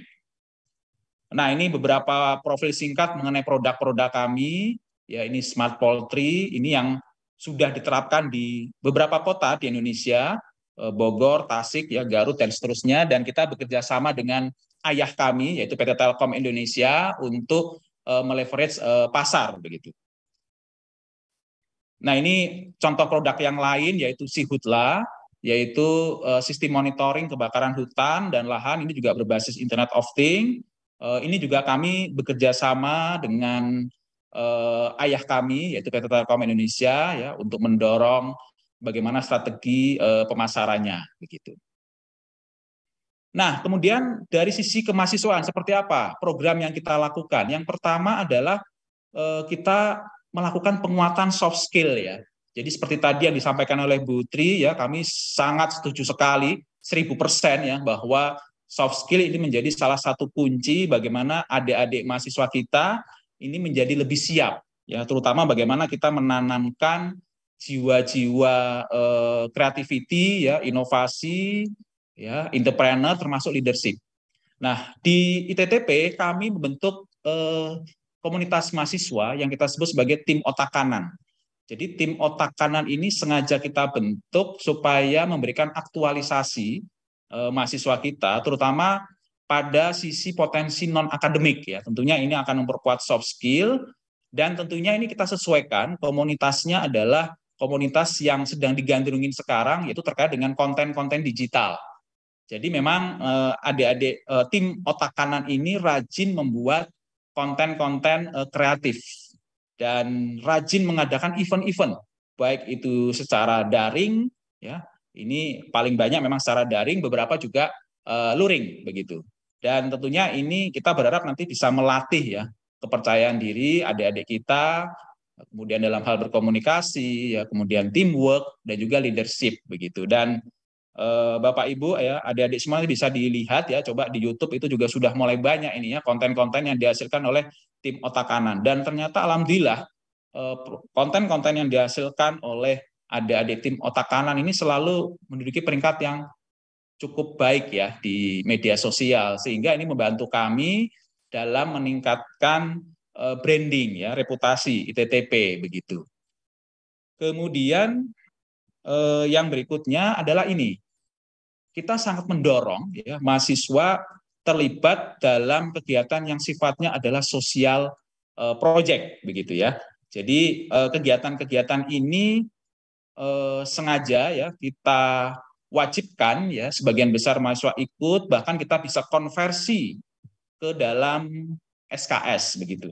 Nah, salah satu yang kita selalu ikuti ya setiap tahun adalah agenda InnoVillage ya. Jadi agenda InnoVillage ini adalah ajang yang diadakan oleh PT Telkom Indonesia bekerja sama dengan Telkom University, di mana ini adalah event yang sifatnya adalah social project, diperuntukkan buat adik-adik mahasiswa kita, di mana adik-adik mahasiswa kita ini diterjunkan ke lapangan, ya, terutama ke desa-desa untuk melihat persoalan yang ada.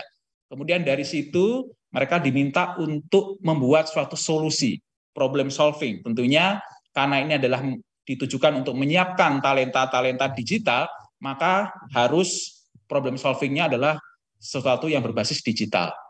Dan alhamdulillah kita setiap tahun ini selalu berpartisipasi dan selalu mendapatkan penghargaan ya. Dan tahun lalu, tahun 2021 ini salah satu tim kami, tim simpenan Laura, ini mengerjakan sosial project di Desa Laura, Kota Banjar, ya, Kota Banjarbaru, Kalimantan Selatan, ini mendapatkan penghargaan sebagai Best Community Engagement begitu. Dan alhamdulillah ini anak-anak yang tergabung di dalam InnoVillage ini sampai sekarang pun ini masih kembali ke tempatnya ya. Artinya ini program bagus sekali ya. Artinya ketika mahasiswa itu bisa mengembangkan ya kampung halamannya dan seterusnya. Ternyata ketika kembali mereka juga ke sana. Ya, jadi ini sejalan dengan apa yang disampaikan oleh Pak Jokowi ya, bahwa sumber devisa itu ada di desa begitu ya.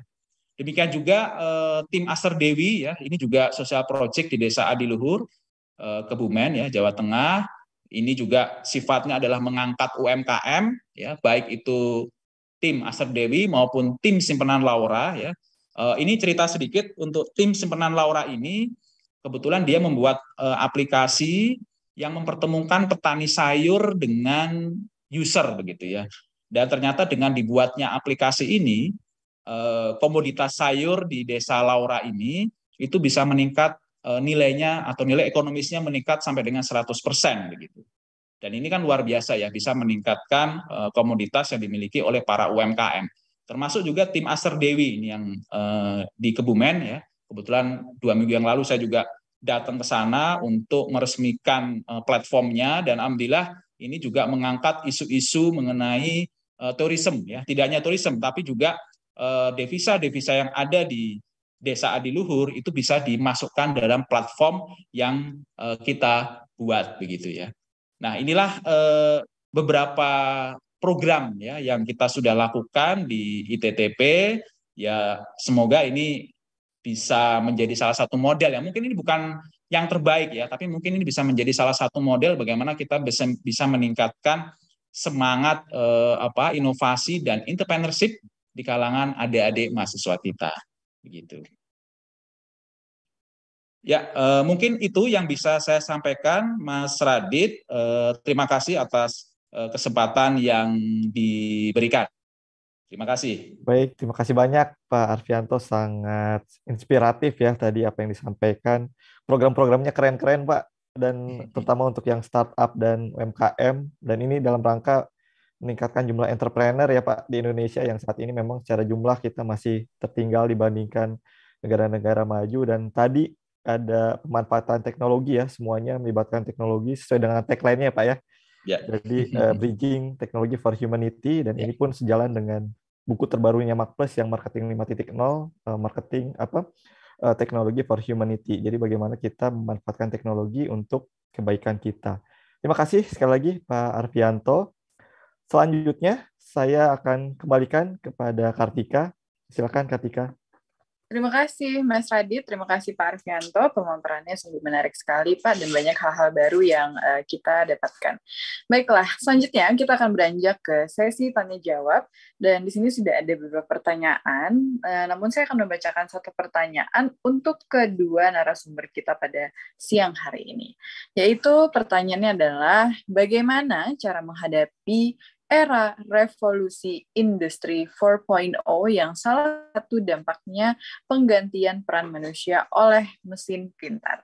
Mungkin saya akan kembalikan ke Mas Radit mengenai pertanyaan ini. Silakan. Ya, silakan Ibu Tri mungkin bisa menjawab untuk pertanyaan tersebut, Bu. Terima kasih Mas Radit. Ini pertanyaannya bagaimana menghadapi peran manusia yang tergantikan oleh mesin, begitu ya Mas ya? Nah, Sobat MI, jadi pada pemaparan tadi saya jelaskan, memang di era industri 4.0 ini ada beberapa pekerjaan yang tergantikan oleh mesin, terutama pekerjaan-pekerjaan yang skillnya rendah dan sifatnya berulang. Nah, oleh karena itu, untuk menghadapi perkembangan teknologi yang begitu cepat ini, kita memang harus merespon dengan cepat. Jadi, misalnya, ini untuk perkembangan teknologi di mana semua digitalisasi. Nah, itu semua orang juga harus ngerti digitalisasi itu seperti apa. Jadi, pekerjaan-pekerjaan yang tadinya tidak menggunakan teknologi digitalisasi, maka harus beralih ke sana. Nah, kalau tidak beralih, apa yang terjadi? Dia akan terdisrupsi. Dia akan hilang dan digantikan yang baru. Nah, jadi kalau ditanyakan apa yang harus kita lakukan, ya kita harus merespon dengan cepat, apapun perkembangan teknologi. Ke depan kita nggak ngerti perkembangan teknologi yang seperti apa, tapi kita harus merespon dengan cepat. Mungkin itu Mas Radit tanggapan saya. Terima kasih. Baik, terima kasih Bu Tri. Jadi responsif ya dengan cepat dan tepat. Baik, terima kasih. Selanjutnya dari Pak Arfianto, ada tambahan Pak? Iya, baik. Terima kasih. Saya pikir apa yang disampaikan oleh Bu Tri tadi sepakat ya. Memang perkembangan industri ini kan sangat dinamis ya. Ini tantangan ya buat perguruan tinggi, terutama terkait dengan kurikulum yang notabene-nya kurikulum itu kita buat sangat sistematis ya. Tapi tadi tambahan dari saya mungkin selain kita belajar di dalam kurikulum inti ya, penguatan konten non akademik ini yang bisa kita perkuat ya. Contohnya tadi misalkan mahasiswa itu dilibatkan ya di berbagai macam kegiatan di luar akademis ya. Saya pikir ini bisa mempercepat ya proses. Memang paling cepat itu kalau konteksnya sedikit di luar kurikulum ya. Maksudnya di sini adalah bagaimana kita memperkuat UKM misalkan kegiatan kemahasiswaan ataupun juga misalkan kegiatan-kegiatan yang sifatnya adalah di luar kampus begitu ya. Itu akan lebih cepat dan lebih cepat merespon dan lebih dinamis begitu. Begitu kira-kira. Baik, terima kasih Pak Arfianto. Selanjutnya saya kembalikan lagi ya ke Kartika. Silakan Kartika.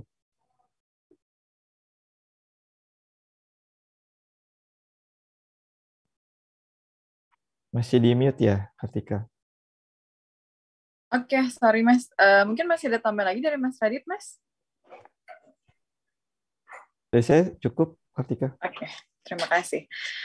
Oke, Sobat MI, sesi tadi juga sekaligus menutup perjumpaan kita dalam program Mark Plus Goes to Campus episode kali ini. Bagi Sobat MI, jangan lupa saksikan terus Mark Plus Goes to Campus setiap hari Sabtu pukul 10.00 waktu Indonesia Barat. Saya, Kartika, beserta kerabat kerja yang bertugas dengan menerapkan protokol kesehatan, pamit undur diri.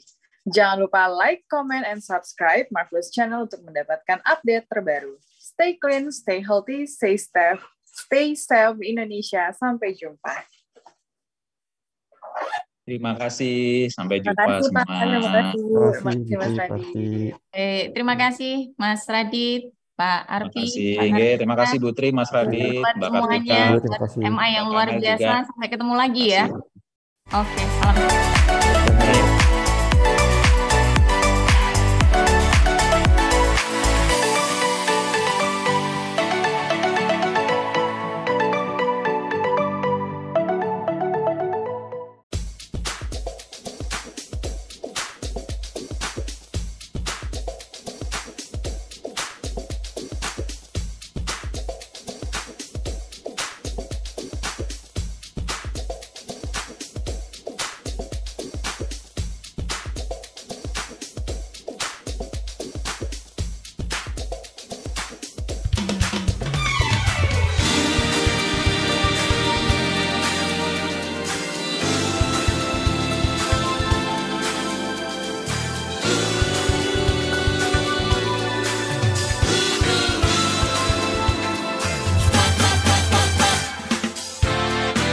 cakrawala emas pengharapan, memacu diri melangkah, semangat gemuruh hati merenung impian, seolah akan terhambat, namun menerjang menerkam, melumpuhkan daya jiwa, merajam kehancuran, benaklah menyiksa tanpa ampun menewaskan. Adakah di sini sebekas benda harapan? Ayo bangkitlah, menyerah bukanlah pilihan. Kawan, coba ingatlah, bukan harus bilang bagai pasti berlalu. Lelah jiwa raga melawan duka, resah dan bingung menyatu, menjemur membelah satu angkut manusia. Inikah akhir dunia? Doa yang khusyuk meretas, sandi petunjuk asa pun merasuk. Manusia adalah penyintas cobaan ribuan tahun. Mengapa kali ini harus takut berkutu? Ayo bangkitlah, menyerah bukanlah pilihan. Kawan, coba ingatlah, bukan harus bilang bagai pasti berlalu, berlalu. Ayo bangkitlah, menyerah bukanlah pilihan. Kawan, dan hargaku, bersama kita pasti bisa berjaya.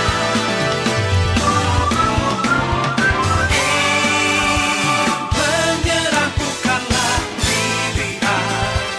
Kawanku, coba ingatlah, Bung Eros bilang badai pasti berlalu. Ayo bangkitlah, menyerah bukanlah pilihan. Kawanku, angkat hargamu, bersama kita pasti bisa berjaya.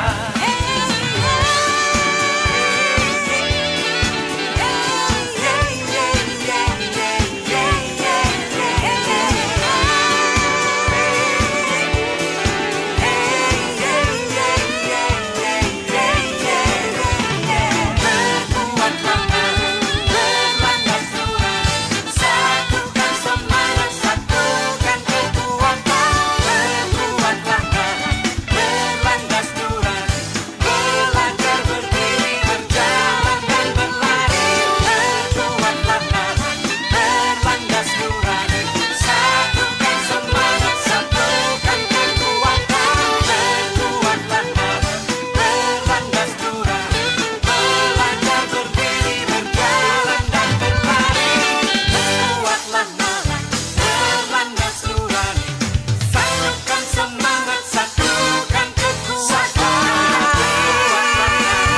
berlandas nurani yang terbunyi, wujudkan anganmu, berkuatlah berlandas nurani, satukan semangat, satukan kekuatan, berlandas nurani yang terbunyi, wujudkan anganmu, janganlah menyerah.